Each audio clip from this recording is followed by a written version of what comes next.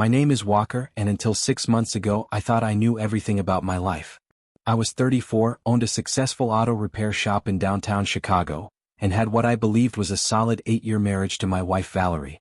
She worked as a medical administrator at Northwestern Memorial Hospital, organizing schedules and managing patient files with the same meticulous precision she brought to everything else in her life.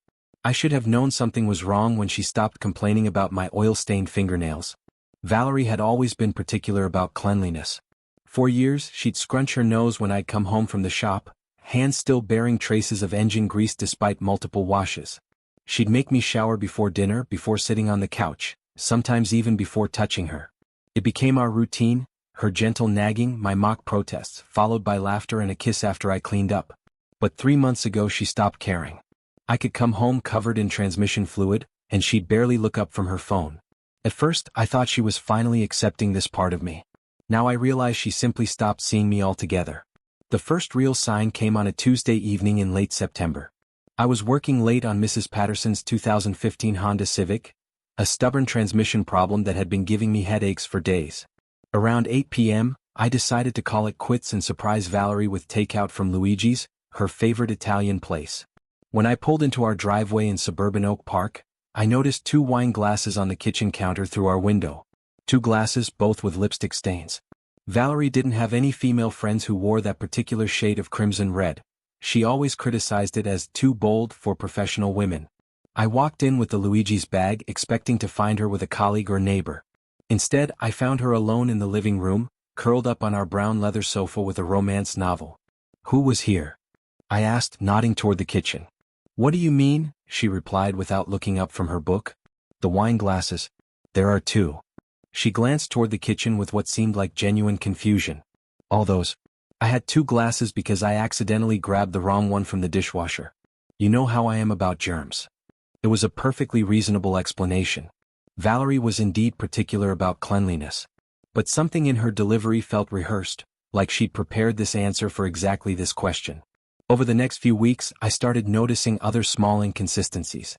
Her phone, which used to lie casually around the house, was now always face down and within arm's reach.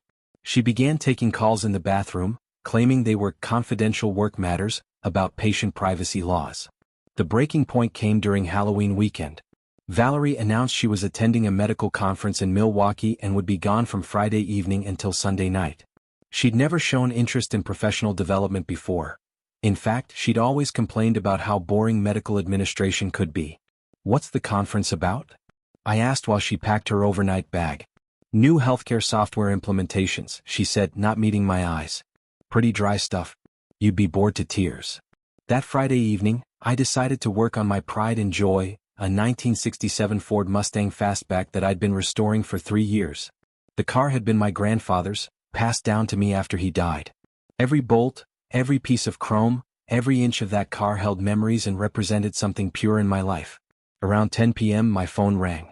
It was my buddy Randy, a Chicago police sergeant I'd known since high school.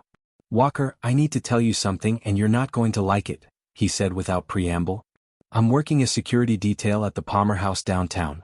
I just saw Valerie in the hotel bar with some guy. They're close. Real close. My heart stopped. Are you sure it was her? Positive. They were holding hands, Walker. I'm sorry, man. I hung up and sat in my garage for an hour, staring at the Mustang without really seeing it. My wife was supposed to be in Milwaukee discussing healthcare software. Instead, she was 20 minutes away, holding hands with a stranger in a downtown hotel. I should have confronted her immediately. I should have driven to that hotel and demanded explanations. Instead, I decided to wait and watch. Maybe Randy was mistaken. Maybe there was an innocent explanation. When Valerie returned Sunday evening, she seemed genuinely happy to see me. She talked enthusiastically about the conference, describing sessions about data management and patient confidentiality that sounded remarkably detailed for someone who typically showed no interest in such topics. How was your weekend? She asked, unpacking her bag. Did you make progress on the Mustang? Some, I replied, studying her face for signs of deception. She looked tired but content, like someone returning from a productive business trip. Either she was an exceptional actress or I was losing my mind. The next few weeks became a psychological torture chamber. I found myself analyzing every word Valerie spoke, every expression that crossed her face, every minute she was late coming home from work. I started checking our joint credit card statements obsessively, looking for unusual charges. I found several restaurants I'd never heard of, a florist in Lincoln Park, a lingerie store receipt for items I'd never seen her wear. When I asked about the lingerie purchase, she claimed she was updating her professional wardrobe and needed new undergarments for a dress she'd bought. The explanation seemed reasonable until I realized I'd never seen this mysterious new dress. My work began to suffer. I'd find myself staring at an engine block for 20 minutes without actually working on it, my mind consumed with questions about my marriage. My employees started exchanging worried glances when I'd snap at customers over minor issues or forget to order parts we desperately needed. The second major revelation came in mid-November. I was having lunch at a diner near the hospital where Valerie worked when I saw her walking down the street with a tall man in an expensive suit. They were walking close together, not quite touching but moving in the synchronized way that couples do after they've been together for a while. I watched from the diner window as they stopped in front of a small cafe. The man placed his hand on the small of her back, a gesture intimate enough to make my stomach churn. They disappeared inside and I sat frozen in my booth, a half-eaten sandwich growing cold in front of me. That evening, I asked Valerie about her lunch break. "Oh, I barely had time to eat," she said, rifling through mail at the kitchen counter. "We had an emergency staff meeting about new patient intake procedures." I grabbed a granola bar from the vending machine. Another lie. This one delivered with the same casual confidence as all the others. I realized I needed concrete evidence before confronting her. The next day, I closed the shop early and drove to Northwestern Memorial. I parked across the street with a clear view of the staff entrance and waited. At 5:47 p.m., Valerie emerged with the same tall man I'd seen her with the day before. They walked to the parking garage together, stopping beside a black BMW sedan. The man was handsome in an academic way, graying temples, expensive glasses, the kind of polished appearance that whispered, "successful professional." They talked for several minutes before he leaned down and kissed her. Not a friendly peck on the cheek but a real kiss. The kind of kiss she used to give me when we were dating, full of promise and affection. I sat in my truck watching my wife kiss another man, and felt something die inside my chest. When she arrived home an hour later, Valerie seemed completely normal. She asked about my day, mentioned she'd stopped at the grocery store, explaining her tardiness, and began preparing dinner as if nothing had happened. "How was work?" I asked, testing her. "Busy as always. We had a training session about new privacy regulations that ran late. So boring I nearly fell asleep." I excused myself and went to the garage, where I sat on a milk crate next to the Mustang and tried to process what I'd learned. My wife of 8 years was having an affair with a colleague. She was lying to me daily with an ease that suggested this had been going on far longer than I'd suspected. The worst part wasn't the betrayal itself, it was the realization that I'd been living with a stranger. The woman making dinner in our kitchen, humming softly while she chopped vegetables, was not the person I thought I'd married. Over the next week, I conducted my own investigation. I followed Valerie 3 more times, documenting her meetings with the mystery man. They had lunch together twice, met for drinks at an upscale bar in River North, and spent an entire evening at his apartment in Lincoln Park. I waited outside for 4 hours until she emerged, clothes slightly rumpled, hair not quite as perfect as when she'd arrived. During this surveillance, I learned that the man's name was Dr. Richard Castellano, a cardiologist at Northwestern Memorial. He was 42, divorced, drove the black BMW, and lived in a luxury high-rise overlooking Lake Michigan. Everything about him screamed success and sophistication, the opposite of a blue-collar auto mechanic with permanently stained fingernails. The most painful discovery came when I saw them together at Grant Park on a Saturday afternoon. Valerie had told me she was shopping with her sister in Schaumburg, but instead she was having a picnic with Richard, laughing at his jokes and feeding him grapes like they were characters in some romantic comedy. I watched from behind a tree like some pathetic private investigator, taking photos with my phone that I'd never show anyone. In those pictures, Valerie looked happier than I'd seen her in years. Her smile was genuine, her body language relaxed. She looked like a woman in love. That night, I made a decision that would change everything. Instead of confronting Valerie directly, I decided to let her dig her own grave. I bought a small digital recorder and began documenting her lies. Every false story about working late, every fictional conference or training session, every made-up explanation for her absences. I also started preparing for the inevitable divorce. I met with a lawyer, opened my own bank account, and began transferring money from our joint savings. If Valerie was planning to leave me for Richard, I wasn't going to make it financially easy for her. But the most important thing I did was focus on the Mustang. Every evening after work, I'd spend hours in the garage, methodically working on the restoration. The car became my therapy, my refuge from the crumbling marriage inside our house. Unlike my wife, the Mustang never lied to me. When something was broken, it was obviously broken. When I fixed it, it stayed fixed. The engine was nearly complete, a rebuilt 289 V8 that would purr like a contented cat when I was finished. The bodywork was done, painted in its original lime gold color with black racing stripes. All that remained were the final mechanical adjustments and interior details. 3 weeks into December, the charade reached its climax. Valerie announced she was attending another conference, this time in Indianapolis, from Thursday through Sunday. 4 days. I asked. That seems like a long conference. It's comprehensive training on new federal healthcare regulations, she explained, packing yet another overnight bag. They're putting us up at a nice hotel since it's so intensive. I nodded sympathetically while mentally noting that this would be her third conference in 2 months. Either the healthcare industry was undergoing revolutionary changes, or my wife was getting increasingly careless with her cover stories. After she left Thursday morning, I drove to Dr. Castellano's apartment building and waited. Sure enough, Valerie's car was in the visitor parking area. She wasn't in Indianapolis learning about healthcare regulations. She was playing house with her lover 20 minutes from our home. That evening, sitting alone in our kitchen, I made the final preparations for confronting my wife. I organized all my evidence: photos, credit card statements, the dates and times of her lies, even recordings of her fictional conference stories. But as I sat there, surrounded by proof of her betrayal, I realized something unexpected. I wasn't angry anymore. I was disappointed, hurt, and profoundly sad, but the rage I'd expected to feel simply wasn't there. Instead, I felt a strange sense of clarity. Valerie returned Sunday evening with her usual post-conference routine. Unpacking, sharing fabricated details about sessions she'd never attended, asking about my weekend with seemingly genuine interest. How was Indianapolis? I asked, sitting across from her at our kitchen table. Educational but exhausting, she replied. The hotel was nice though. Right downtown with a beautiful view of the river. I pulled out my phone and showed her a photo I'd taken of her car in Richard's parking garage on Friday afternoon. Funny, I said quietly. Your car seems to have been in Chicago the entire time. The color drained from her face. For several seconds she stared at the photo without speaking. Then she set down her coffee mug with trembling hands. Walker, I can explain. I'm sure you can.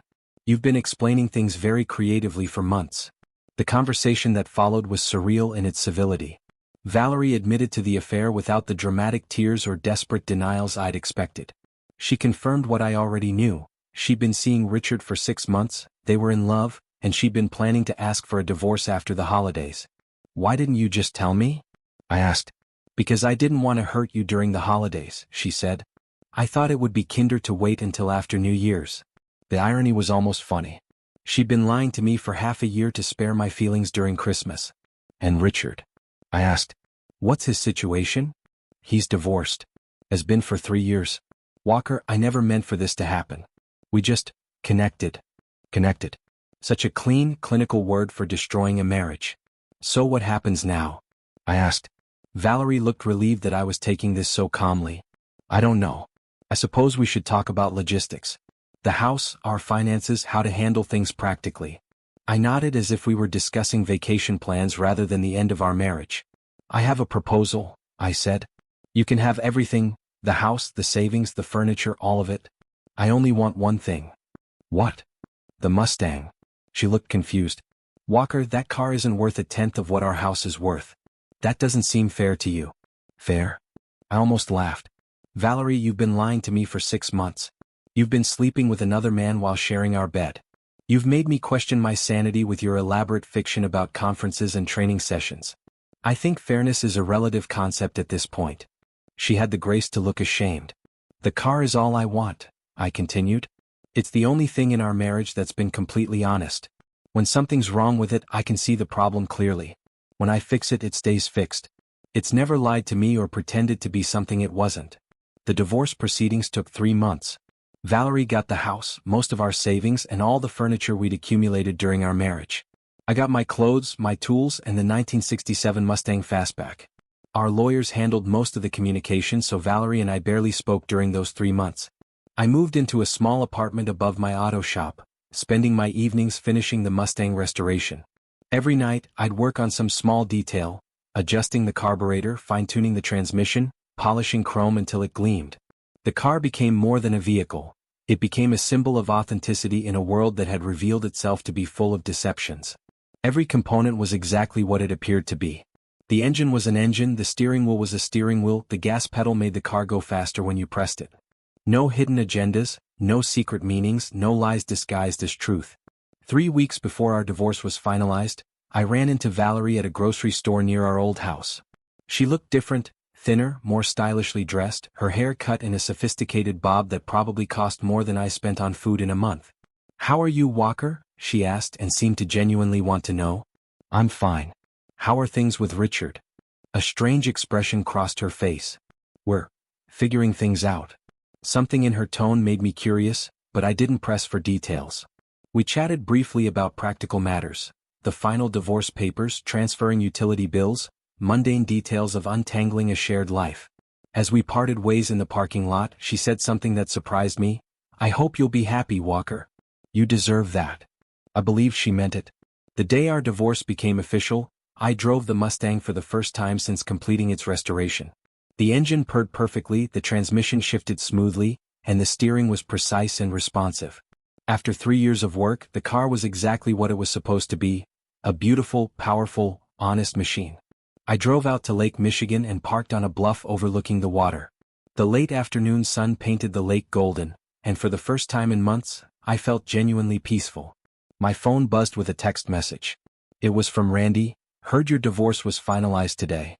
Want to grab a beer and celebrate your freedom?" I was about to reply when another message came in, this one from an unknown number. "Walker, this is Richard Castellano. I know this is strange, but could we meet? There's something you need to know about Valerie." I stared at that message for 10 minutes, watching the sun set over Lake Michigan. What could Richard possibly want to tell me? What did it matter now that everything was over? Curiosity won. I texted back, "When and where?" We met the next evening at a quiet bar in Lincoln Park, not far from Richard's apartment. He was already there when I arrived, nursing what looked like his second or third whiskey. Up close, he looked older than he had from a distance, tired lines around his eyes, gray in his hair more pronounced under the bar's harsh lighting. "Thank you for coming," he said as I sat down across from him. "I wasn't sure you would. I almost didn't." "What's this about?" Richard signaled the bartender for another round. "It's about Valerie. And about things not being what they seem." He took a long sip of his whiskey before continuing. "She told you we've been together for 6 months, right?" I nodded. "It's been longer than that. Much longer. Try 2 years." The bottom dropped out of my stomach. 2 years. Not 6 months of gradual estrangement, but 2 years of systematic deception. "Why are you telling me this?" I asked. "Because you deserve to know the truth. And because..." He paused, seeming to struggle with his words. "Because I'm not the only one." The bar suddenly felt very quiet despite the crowd around us. "What do you mean?" "Valerie has been seeing someone else. Besides me, besides you. A pharmaceutical sales rep named Marcus who visits our hospital regularly. I found out 3 weeks ago. I felt like I was in some twisted soap opera. My wife hadn't just been having one affair, she'd been juggling multiple relationships for years." "How did you find out?" "I saw them together at a hotel in Evanston. The same hotel where she and I used to meet." Richard's laugh was bitter. "Ironic, isn't it? She was cheating on her affair partner. Does she know that you know?" I confronted her about it. She denied everything at first, then admitted it when I showed her photos. She said Marcus didn't mean anything, that he was just stress relief from the complications of our relationship. I ordered a double whiskey. The woman I'd been married to for 8 years was apparently leading a triple life, spinning elaborate webs of deception that made my head spin just thinking about them. "There's more," Richard continued. "The conferences, the training sessions, the weekend trips, most of those were real. But she wasn't going alone. Sometimes with me, sometimes with Marcus, sometimes with both of us without either knowing about the other." "Both of you? At the same time?" "Not together. She'd tell me she was going to a conference in Milwaukee with colleagues, then tell Marcus she was attending the same conference and arrange to meet him there. She was literally managing separate relationships at the same event. The complexity of Valerie's deceptions was staggering. She'd been living like some kind of relationship criminal, maintaining detailed cover stories and managing multiple emotional attachments without any of us suspecting the full scope of her activities. "Why are you telling me this?" I asked again.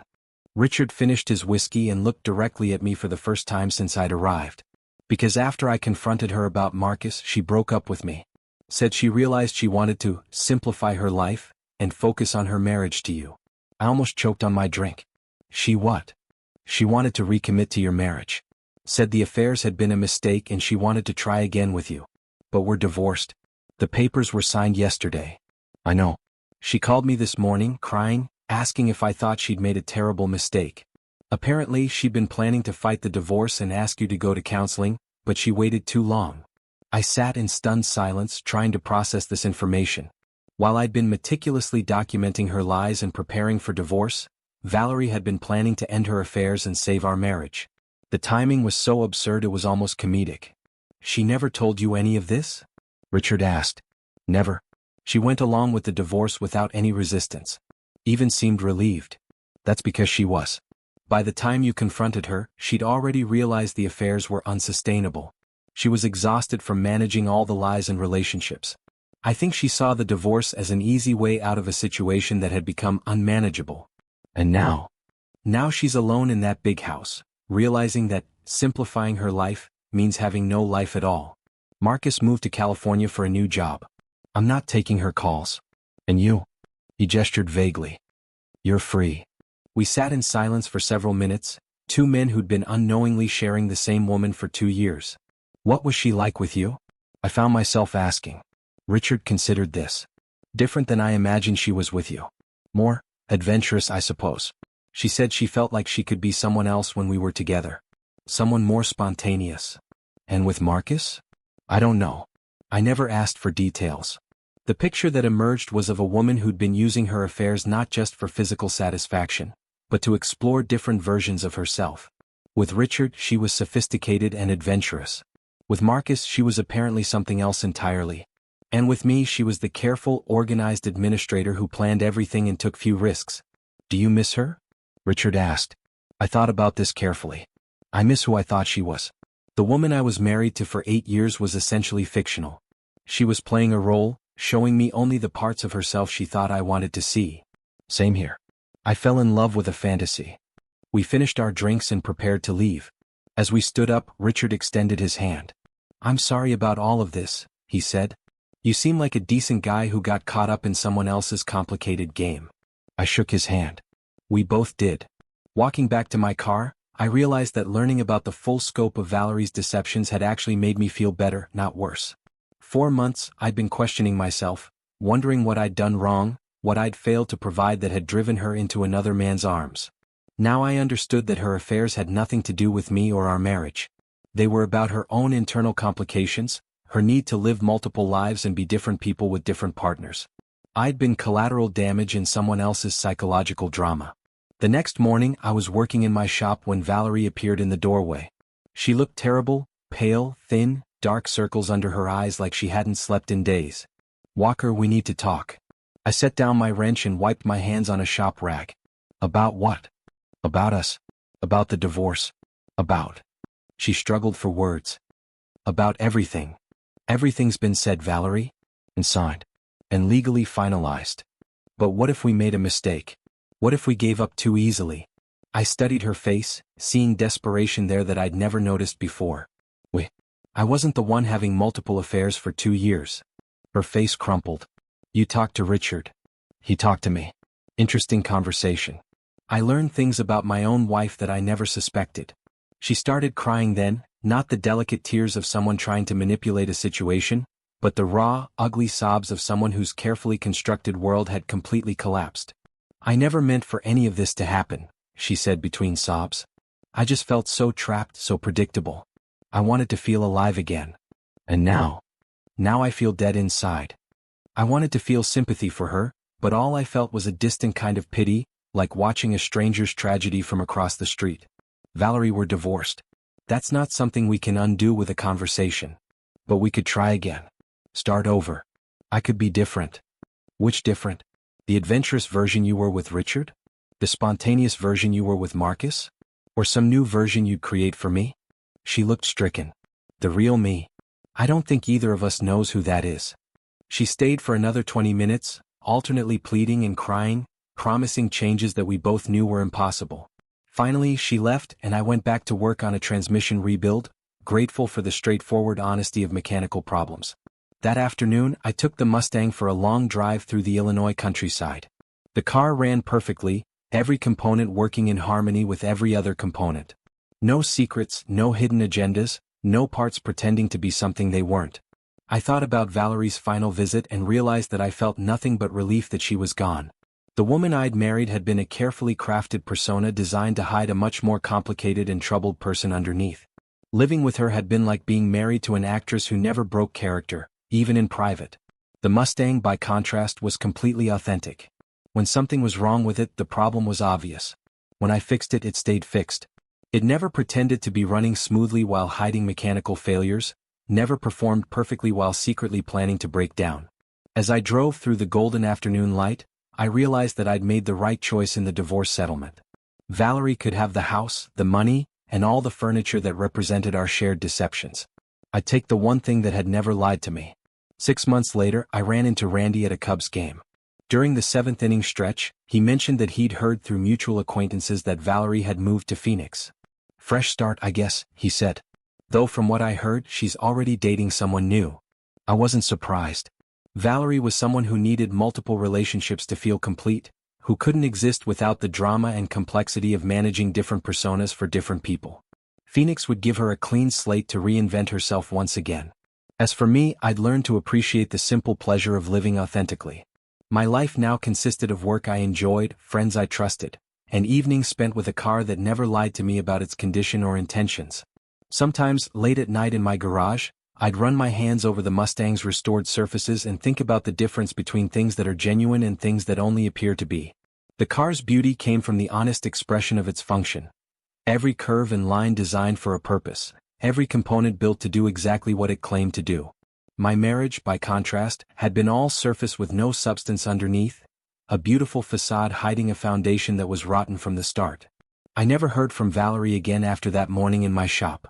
Sometimes I wondered if she'd found whatever she was looking for in Phoenix, or if she was still searching for some impossible combination of stability and excitement that would allow her to feel both secure and alive. But mostly, I didn't wonder about her at all. I'd learned that some people are like complex mechanical problems. The more you try to understand what's wrong, the more confused you become. Sometimes the wisest thing to do is simply to walk away and find something that works properly from the start. The Mustang never disappointed me. Every morning it started when I turned the key. Every evening it brought me home safely. It was exactly what it appeared to be, nothing more and nothing less. In a world full of deception and hidden agendas, that kind of honesty felt like a miracle. Thank you for watching the video to the end. Maybe YouTube will no longer offer you my channel, so subscribe to it by clicking subscribe on the right under the video to receive new interesting stories.